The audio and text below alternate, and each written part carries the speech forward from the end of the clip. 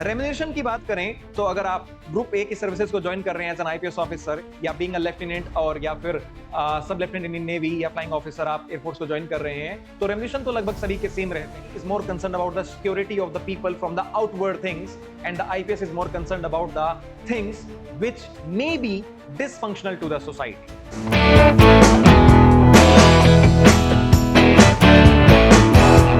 जय Hind everyone, welcome to the in-depth classes. आज के हमारे इस वीडियो सेशन का जो टॉपिक है it is IPS versus army या कहें civil services versus the armed forces.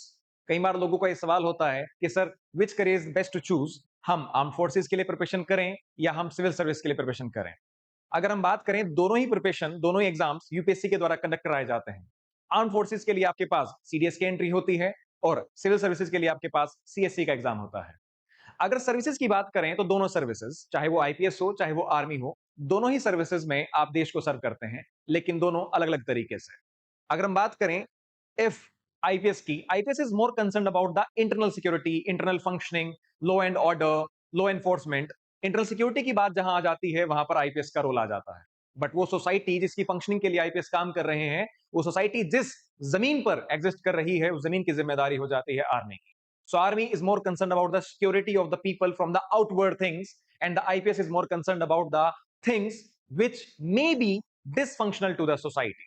तो यहाँ पर दोनों ही जो सर्विसेज हैं अपने आप में इंपॉर्टेंट हैं. दोनों ही सर्विसेज में कुछ फंडामेंटल डिफरेंसेस हैं.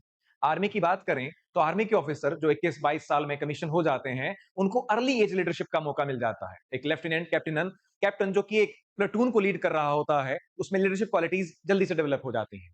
वहां पर आपको पॉलिटिकल इंटरफेरेंस देखने को नहीं मिलेगा. वहां पर आपकी अगली चीज ये है कि अगर देखा जाए तो रीसेंट टेक्नोलॉजिकल डेवलपमेंट से आप जल्दी एनकाउंटर होते हैं. एक आर्मी ऑफिसर जो कि मॉडर्नाइज वेपन के साथ काम करता है, एक आर्मी ऑफिसर जो आपके अपडेटेड जेट्स के साथ काम करता है, एक आर्मी ऑफिसर जो न्यूक्लियर सबमरीन की बातें कर सकता है. वहीं पर अगर हम आईपीएस में देखें, आईपीएस में लीडरशिप रोल तो है but there is a lot of political interference. Interference बहुत ज्यादा है, प्लस सिविलियन इंटरफेरेंस भी ज्यादा है. वहां पर एक तरीके से सिटीजन स्टार्टर का कंसेप्ट आ जाता है कि आपने किया तो क्यों किया, नहीं किया तो क्यों किया. हाँ, वहां पर जवाबदेही कुछ ज्यादा है.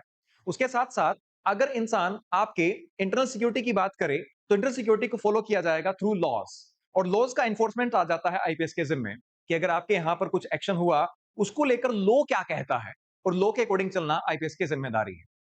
यानी there are certain phases to act, लेकिन ऐसा आर्मी में नहीं है. आर्मी में if you have to act there is a direct action, और जो लोग एक्शन को ज्यादा पसंद करते हैं they are more inclined towards the arm forces. उनको रहता है कि हम आर्म फोर्सेस को ज्वाइन करेंगे, आर्मी को ज्वाइन करेंगे and then we will join the RR और द पैरा एसएफ, जहां में डायरेक्ट एक्शन देखने को भी मिलता है. रिसेंट में आप लोग कुछ लोगों को भी देखते हैं जिनको अपनी जिंदगी में सिर्फ एक्शन ही चाहिए होता था. So they were not thinking about any other career choice, so they just switch to the army कि मुझे मेरी जिंदगी जीनी है. एज ऑल्सो हम कहते हैं कि भैया if you want to defend at the nation at the highest level तो you should join the army. But if you are more concern about the internal functioning of the society then you should choose the IPS.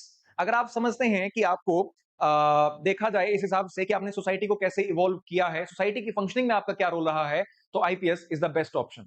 But अगर देखा जाए for the direct action, जैसे हम बात करें freedom fighters के बाद अगर हम किसी को ज्यादा बेहतर जानते हैं तो वो है armed personnels.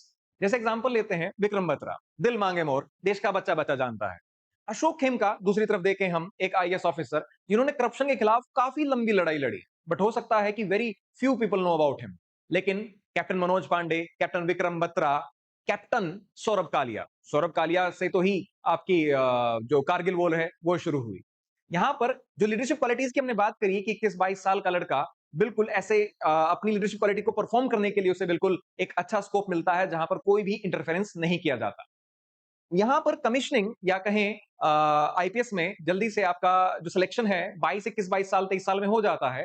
But stages bye stages आप इंप्रूव करते हैं. आप सिर्फ वहां पर ज्यादातर ऑर्डर्स को फॉलो करने और उनको इंप्लीमेंट करने में ज्यादा काम दिखाते हैं. लेकिन ऐसा आईपीएस के आईएस आर्म फोर्सेस के साथ नहीं है. आर्मी में आप ऑन द साइट आप अपने कोडिंग डिसीजंस ले सकते हैं कि अगर आप किसी एक्शन में हैं, किसी ऑपरेशन में हैं, तो you can act by your own as well.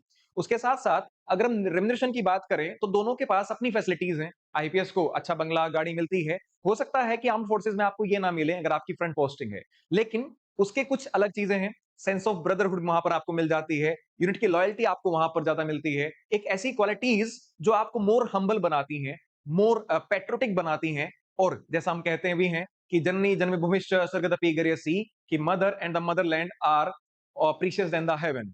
जो लोग इस माइंडसेट के आदमी हैं कि हाँ I want to act for the nation, they should join the armed forces. उसके साथ साथ अगर आपको लगता है कि मुझे मेरे फिटनेस की पीक लेवल पे जाना है, तो पीक लेवल तो वहां पर होगा जहां पर एक्शन ज्यादा होगा। क्योंकि आर्म फोर्सेस की बात करें, for joining the arm forces you need to be mentally and physically fit.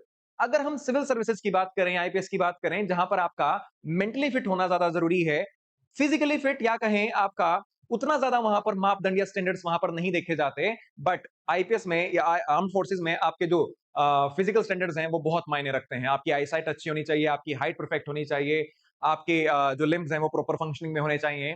अगर इंसान को ये लगता है कि मुझे अपनी फिटनेस के लिए काम करना है और मुझे एज अ ह्यूमन बीइंग जो मैं पैदा हुआ हूं अपने फिटनेस लेवल के पीक तक जाना है, तो आपकी फिटनेस लेवल का पीक चेक किया जा सकता है आर्म्ड फोर्सेज में। जैसा आप लोगों ने देखा भी होगा कि armed forces personnel 30 kilometre, 40 kilometre, even 100 kilometre का मैराथन दौड़ते हैं। So it is kind of not possible for a normal human being से, so they are just kind of a different human being जो अपने आप में वो इवॉल्व होते हैं वो हम जैसे इंसान, लेकिन एक प्रैक्टिस के थ्रू, एक उस इन्वायरमेंट के थ्रू अपने आप को इवॉल्व करते हैं। हाँ, आर्म फोर्सेज आपको वो इन्वायरमेंट देती है जहां आप अपने फिटनेस लेवल के पीक पर चले जाते हैं। तो यही बातें हैं कि अगर हम देखें पुलिसिंग का रोल जो है, it is about the functioning of the civil society. अगर कोई इंसान फ्रंट पे सर्व कर रहा है इन आर्म फोर्सेज आर्मी में सर्व कर रहा है, उसकी फैमिली भी तो किसी स्टेट में एग्जिस्ट करती होगी, उसकी फैमिली की सिक्योरिटी जो है वो भी तो एक पुलिस वाले की ही जिम्मेदारी है। इसका मतलब देश को फंक्शन करने के लिए दोनों का रोल जरूरी है, that army person as well as the police person. अगर यहां पर देखा जाए कि आईपीएस में मोर ऑफ स्ट्रेस है, स्ट्रेस किस लिए, काम का स्ट्रेस कम, लेकिन वहां पर जैसे मैंने कहा कि पॉलिटिकल इंटरफेरेंस ज्यादा है, प्लस सिविल इंटरफेरेंस ज्यादा है, मीडिया वहां पर एग्जिस्ट कर जाता है। तो all these things produce a stress on your work, और कहीं ना कहीं ये आपके काम में दखलंदाजी का भी एक कारण बन जाते हैं। लेकिन ऐसा आर्म फोर्सेज में आपको देखने को नहीं मिलता। रेम्यूनरेशन की बात करें तो अगर आप ग्रुप ए की सर्विसेज को ज्वाइन कर रहे हैं एज एन आईपीएस ऑफिसर, या बीइंग अ लेफ्टिनेंट, और या फिर सब लेफ्टिनेंट इन नेवी या फ्लाइंग ऑफिसर आप एयरफोर्स को ज्वाइन कर रहे हैं, तो रेम्यूनरेशन तो लगभग सभी के सेम रहते हैं। But it is totally your choice कि आप किस तरफ जाते हैं, क्योंकि आफ्टर ऑल बाद में इंक्लिनेशन हो जाता है कि मुझे क्या सर्विस ज्वाइन करनी चाहिए, क्या सर्विस ज्वाइन नहीं करनी चाहिए। उसके साथ साथ अगर कोई इंसान ये सोचता है कि it would be much better कि मैं पहले आर्म फोर्सेस को सर्व करूं उसके बाद मैं आईपीएस करूं, कुछ लोग ऐसा भी करते हैं। वो minimum number of services, minimum number of years को आर्म फोर्सेस को देते हैं, उसके बाद रिटायरमेंट लेकर वो सिविल सर्विस की प्रिपरेशन भी कर सकते हैं। So talking about the both of the services, the role is very very different, दोनों अलग अलग स्फीयर में काम करते हैं। बट दोनों का जो सोसाइटी में या कहीं देश के डेवलपमेंट में रोल है वो बिल्कुल डिफरेंट है।